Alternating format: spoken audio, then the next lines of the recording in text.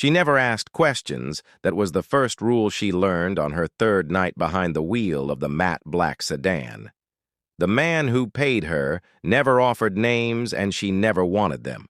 Her job was to be invisible, reliable, and fast nothing. More nothing less on this particular evening. The air was heavy with a dry heat that pressed down on the city like a secret waiting to burst. She parked outside the dim warehouse on the edge of town engine, humming softly like a held breath. She checked the time again, 9:14 p.m., precisely the way they always liked it.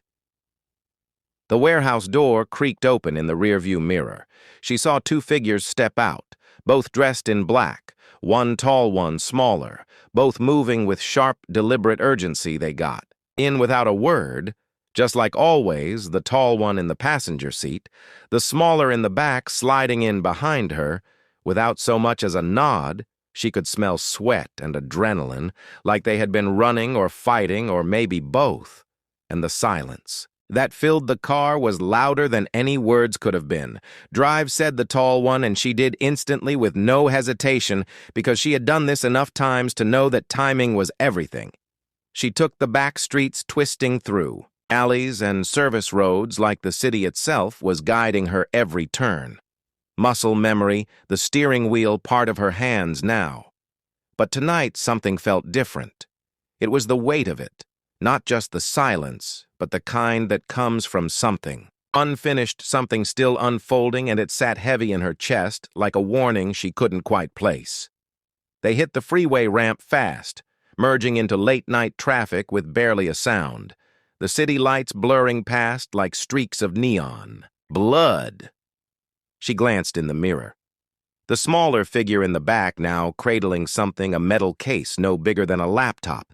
Dented, scratched, and locked with two codes. She had seen all kinds of packages before.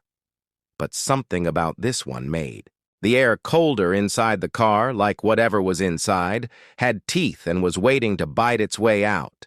The tall one was tense too, more than usual, his right hand twitching near his belt like he expected something to come at them from the shadows. And when he finally spoke again, his voice was low, like he didn't want the words to leave the car.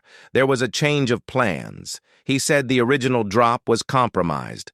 They're waiting there now, red lights everywhere. We're rerouting north, to the old silo off Route 8. And that was all he said before falling silent again. But her heart had already kicked into a faster rhythm because the silo meant distance. It meant isolation, and it meant this job had just turned into something else. She didn't ask questions. But this time her mouth almost betrayed her, because she knew what the old silo was. A government relic abandoned decades ago, too far from the city to be found by accident, too well known among the wrong kind of people to be used without reason. And suddenly she wasn't driving cargo anymore. She was driving a secret, a ticking thing wrapped in shadows and locked metal, and the freeway behind them was starting to feel too open, too exposed, too watched. The road stretched out before them like a ribbon of secrets. Unwinding in the dark, the lights of the city had faded behind them, swallowed by the thick silence of the open highway. And still no one spoke. The tall man sat rigid eyes scanning every car that passed, while the smaller figure in the back kept one hand on the strange metal case, like it might vanish if they looked away for even a moment, and she kept her hands tight on the wheel, her eyes flicking from the asphalt to the mirror and back again. Her thoughts racing faster than the engine beneath her feet. Every instinct in her body screamed that this was wrong, the kind of wrong that curled into your gut and refused to let go, and she had learned to trust those instincts because instincts were the only thing that kept drivers like her alive when things went sideways, and right now they weren't just going sideways, they were heading for a cliff at full speed. The old silo wasn't a place you went to reroute. It was a place you went when you were ready to disappear, or when someone else wanted to make sure you did. She didn't know what was in the case, and she didn't want to, but she couldn't stop thinking about it, because the back seat felt colder now, like the metal was drawing heat. From the air, or maybe from the skin of the man holding it, who hadn't moved since they left the warehouse, his face hidden by the shadows, his breathing too calm, like he wasn't afraid of what was behind them or what was ahead, and that scared her more than anything else, because fear meant you still had something to lose, and calm meant you had already lost it.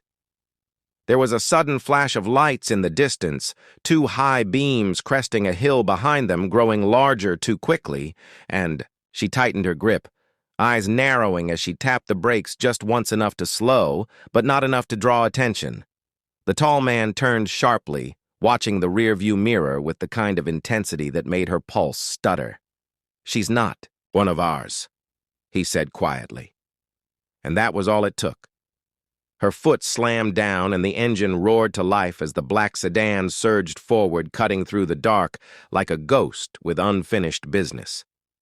The chase began without a single word exchanged, the headlights behind them now weaving through traffic, gaining ground. Every second she swerved off the main road onto a dirt path she hadn't used in years, overgrown with weeds and memory. The tires screamed against the gravel and dust rose like smoke behind them, but the car held steady because this was her world, this twisting stretch of nowhere that she had memorized like a second skin, and as she drove, the land began to change, hills, rising fences falling away until they were truly alone, in the dark again. But the other car followed still too close, still too calm, like whoever was behind the wheel knew this place too, or worse, didn't need to. The smaller man in the back was whispering now, something rhythmic, like a code, like a prayer. But she couldn't hear the words over the pounding in her ears. And the tall man was pulling something from his coat, a sleek matte weapon that caught the dim glow of the dashboard and turned it into firelight. And suddenly everything inside the car felt sharper, like the moment before lightning strikes, when the air itself forgets how to breathe. Up ahead, the silo appeared a jagged silhouette against the night sky, broken and massive and waiting. She hadn't seen it in years, but it looked the same, untouched by time, forgotten by everything, except whatever secrets still lived inside its walls. She slowed just enough to swerve into the side road that led to the back entrance, overgrown and hidden, and barely wide enough for the car. The tires bounced hard as they hit the uneven earth, but she didn't stop. She didn't blink because something in her knew they had just crossed a line, and whatever was chasing them wasn't going to let them walk back over it. They reached the silo just as the second car crested the hill behind them. No lights, no sound, just motion and menace, and when she killed the engine, the silence that followed felt alive, thick with intent. The tall man leaned forward, whispered the next part of the plan, but she barely heard him. Her eyes were locked on the mirror because the other car had stopped too. Not close, not far, just watching and waiting, headlights still off, engine still running, and she realized then that whoever was inside wasn't in a hurry because they already knew what was coming next. The door creaked open with a sound that did not belong to this time or place. It echoed across the hollow field like a memory that refused to die, rust flaking off in pieces as she pushed it with both hands, her breath shallow, her eyes searching for movement in the dark behind them. The second car remained still, the engine humming low and steady, like it was breathing, like it was waiting.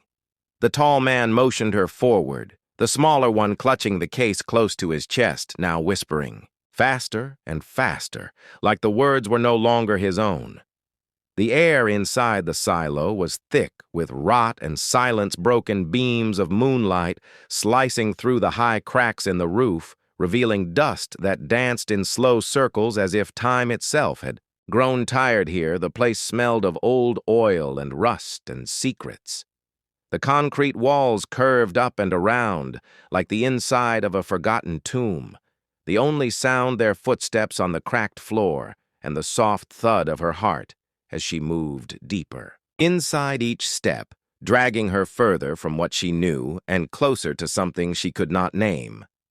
They reached the center of the silo, where broken machinery stood like skeletal remains, and the tall man dropped to one knee, brushing aside dirt. and grime revealing a steel hatch beneath the surface. She had never seen this before, had driven past the silo dozens of times over the years, and never once imagined it held something beneath it, something hidden, something planned.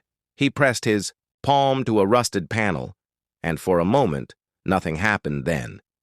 With a soft click, the hatch released, and the metal door slid open into blackness that felt deeper than it should have been. She hesitated for the first time, her foot hovering over the opening, unsure if she was still just the driver or if she had already become something more.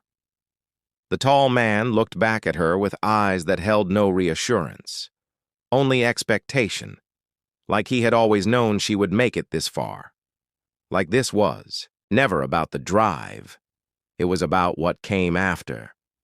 She stepped down the narrow stairs, the air growing colder with each descent, until it felt like she was breathing through cloth, like the darkness was pressing against her skin, whispering things she couldn't quite hear. At the bottom, the room opened wide into something impossible. Old computers lining the walls, their screens still glowing faintly despite the dust cables snaked across the floor, like veins leading to a single chair in the center bolted to the ground with thick straps hanging from its arms, and above it a lens staring down like an unblinking eye. The smaller man stepped forward for the first time, his whispers stopping as he approached the chair, and with shaking hands. He placed the case into a metal slot at its base, and for a moment everything was still too still. Then the lights shifted from blue to red, and the hum of machinery rose from deep below them. The walls began to pulse faintly, like the building itself was waking up from a long dream. And the tall man was speaking now, but not to them. His voice low and calm, addressing something or someone through a microphone hidden in the wall. The words were too quiet to make out, but the tone was clear. This was a negotiation or a command or maybe a confession, and whatever it was, it made the hairs on the back of her neck rise because something was responding. A voice came from the speaker, not loud but present, like it had always been there waiting to be remembered. It spoke in a language she could not understand, and yet every syllable felt familiar, like a lullaby sung in reverse, like a warning written in blood. And the smaller man fell to his knees, clutching his ears, eyes wide in terror, or reverence, she couldn't tell, and the tall man didn't even flinch, only nodded slowly, as if he had been waiting for that voice his entire life. And then he turned to her and said something that froze the breath in her lungs. He said, "The case is not a weapon. It is a receiver, and the signal has already been sent." And before she could ask what that meant, the entire silo began to shake, dust raining from the ceiling, lights flickering as if struggling to stay awake. A deep rumble rising from beneath the ground, like something massive had begun to move, something ancient, something not meant to be disturbed.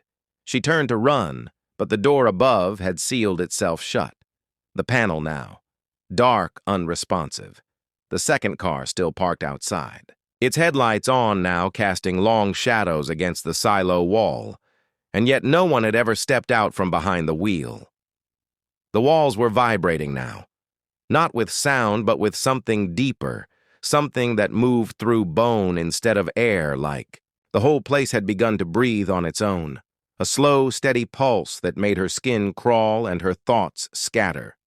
She stood frozen at the edge of the hatch, staring into the red glow that pulsed from the floor below, while the tall man moved, with precision pressing buttons along the old console, like he had rehearsed this moment for years, like every step was part of a ritual, and the smaller man had curled into a ball near the chair, shaking like something inside him had snapped. "The signal is not meant for us," the tall man said, his voice flat and distant, like he was reciting a story he no longer believed in. "It is a call to something old, older than cities, older than nations, buried deep below this land, long before we ever arrived. And now it knows we are here." He looked at her then, and for the first time she saw something behind his eyes. Not fear, not regret, but acceptance, the kind that settles in only when someone has seen what comes after and chosen to face it anyway. She Wanted to scream, wanted to run, wanted to wake up in her apartment with the sound of traffic outside and the taste of cheap coffee on her tongue, but the hatch was sealed. The air was growing colder and the lights were beginning to dim one by one. Like whatever was answering, the signal was getting closer, like its presence alone was enough to drain the life from everything around it, and the concrete beneath her boots began to crack tiny spiderweb lines spreading outward from the chair at the center of the room, reaching for her, like fingers made of stone. The smaller man began to chant again, not in fear but in rhythm, like he was trying to match the pulse in the walls, and it worked, because the red light brightened with each word. His voice echoing in patterns that made her stomach twist, made her thoughts stutter and break like his words were pulling something loose from inside her, something that had always been buried, something she did not want to name. The tall man stood, motionless now, eyes closed, hands at his sides like he was offering himself to the room or to whatever was rising beneath it. The metal slot opened with a hiss, the case sliding inside and locking with a mechanical clunk. And that was when the screen above the chair flickered on lines of ancient symbols, scrolling past too fast to follow shapes and marks that looked more like wounds than writing, and behind it all the voice returned louder this time, layered deep and low like multiple throats, speaking as one. It spoke through the walls, through the floor, through the air. And though she still could not understand the words, she understood the message. It was not asking for help. It was answering the call. And then the ground split open. It started with a crack, a single sharp line that ran through the center of the floor like a scar, and then it widened fast, concrete falling away into a pit so dark it seemed to consume light itself. She stumbled back, nearly lost her footing, grabbed a rusted pipe for balance and watched as the chair, the cables, the floor itself vanished into the void below. The voice grew louder, then not angry, not pleased, just aware it knew her. Now, knew them all, and the lights blew out in a single burst, leaving only the soft red glow from the broken earth. In the darkness, the tall man stepped toward the edge and looked down without fear. "This is what we were meant to do," he said, and his voice was shaking now.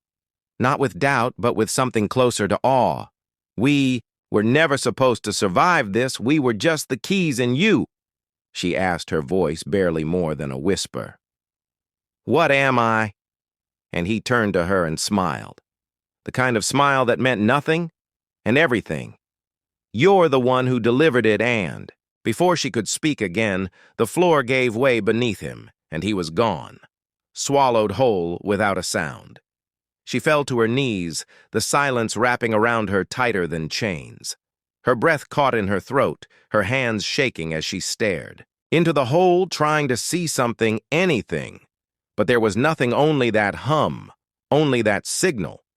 And then a new sound began rising from the pit, low and wet and wrong. The sound of something enormous moving through narrow places, pulling itself, closer with limbs that did not belong to this world.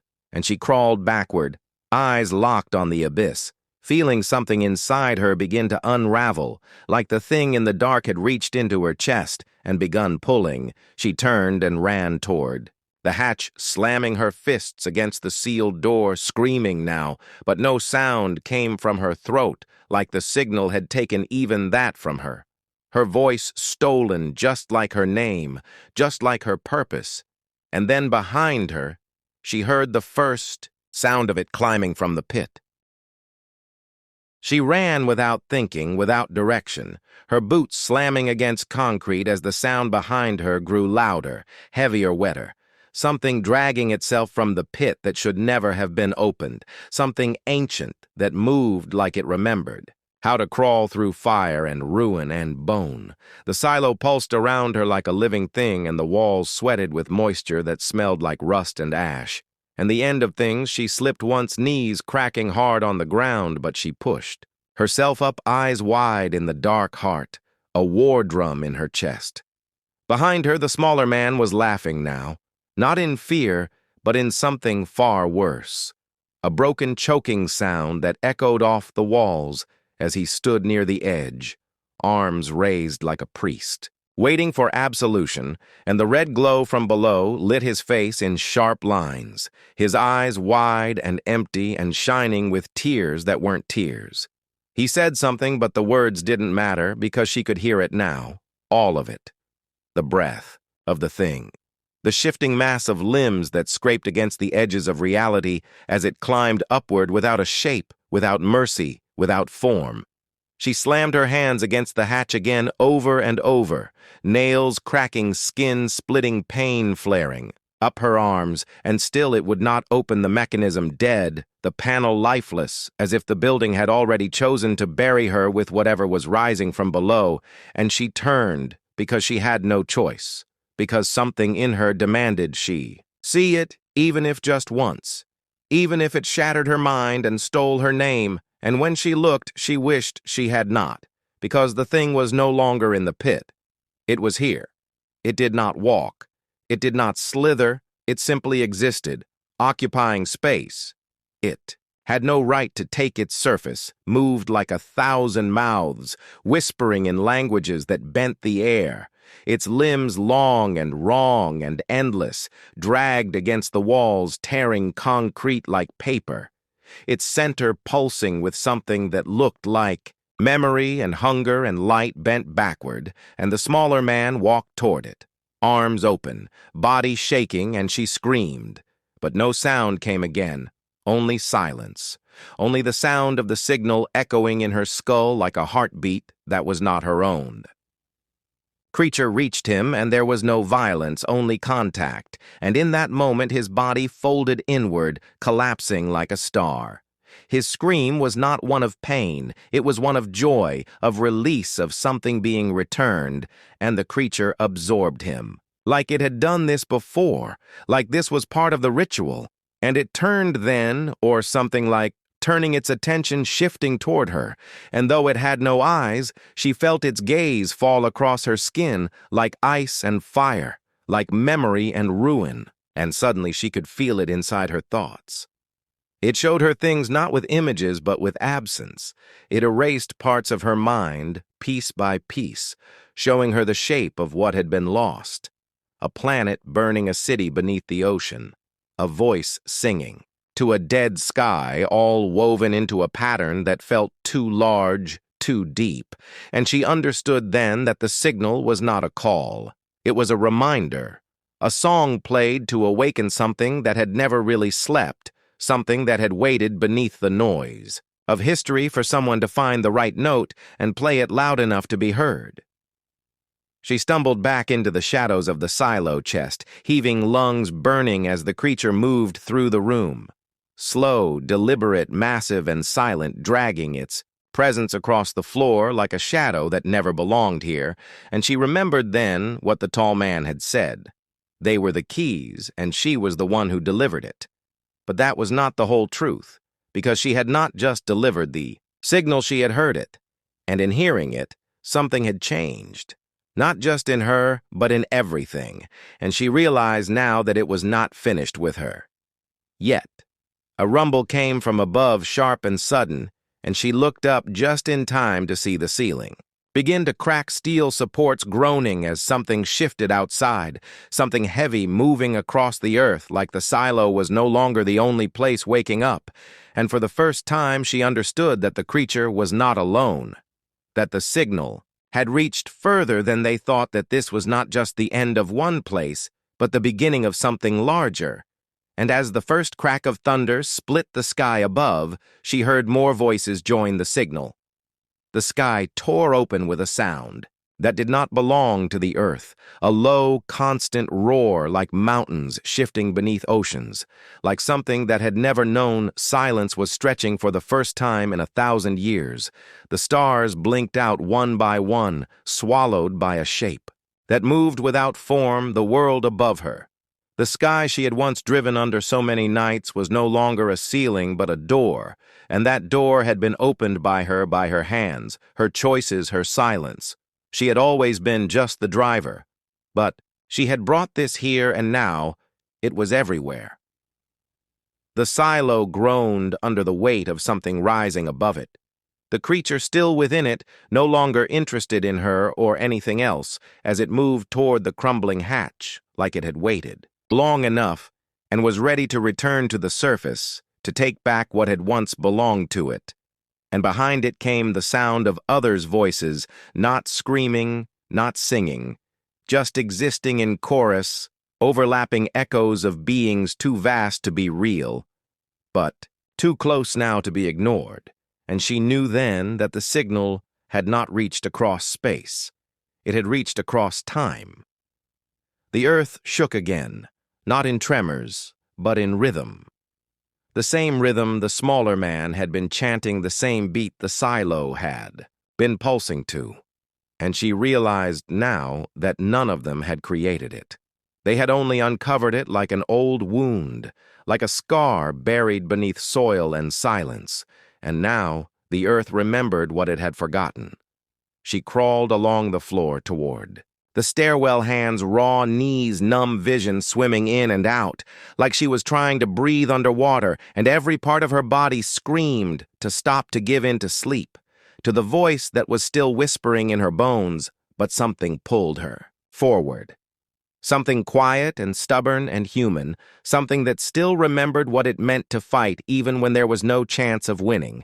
And as she reached the top of the stairs, the hatch split open with a scream of twisting metal, and she was thrown into the dirt outside, coughing, shaking, staring up at a sky that was no longer her own. The stars were wrong, twisted and stretched into new shapes like constellations that told different stories, ones she was never meant to hear and from. The trees came the sound of the forest remembering its oldest fear. She turned and saw the creature rising from the silo, now fully emerged its body, casting no shadow, though it blocked out all light, its limbs reaching not for her, but for the sky, as if answering a call, as if responding to something even greater that moved above and around everything, and her breath caught in her throat because it was beautiful, in the way wildfires were beautiful, in the way storms swallowed cities and left silence behind, the kind of beauty that was meant to erase, not to inspire. And in that moment, she knew why no one ever came back from this place. She stumbled toward the road, which no longer looked like a road. The asphalt cracked and pulsing like it was alive, like it too had been waiting, and in the distance she saw the second car, still parked, still humming, still untouched, and yet she knew now that no one had ever been behind the wheel, that it had brought something here or waited to take something away. And as she approached it, the doors unlocked with a soft click, like it was inviting her back, like it still remembered her name, even if she no longer did. Inside the car, the radio was on static at first, then a slow fade into a frequency that matched the pulse in her chest. And through it she heard a voice, not from the creature, not from the signal, but from something else, something far away and older, and watching it spoke with a calm that made her shiver. It said, "This is only the first opening, the first return. There are more, and you will know them when they come, because you are marked. Now you are the one who heard the call and lived, and there is no turning back from that. Not ever." She gripped the steering wheel with hands that barely felt real, the engine humming beneath her like it remembered the road, even if the road had changed, and she looked into the rearview mirror not to check behind her, but to see what she had become. Her eyes were her own, but something behind them was not. And she knew then that she would drive again, not away, but toward the others, the ones the signal had reached, the ones who were waking just like she had, and that wherever she went now, she would no longer be the driver.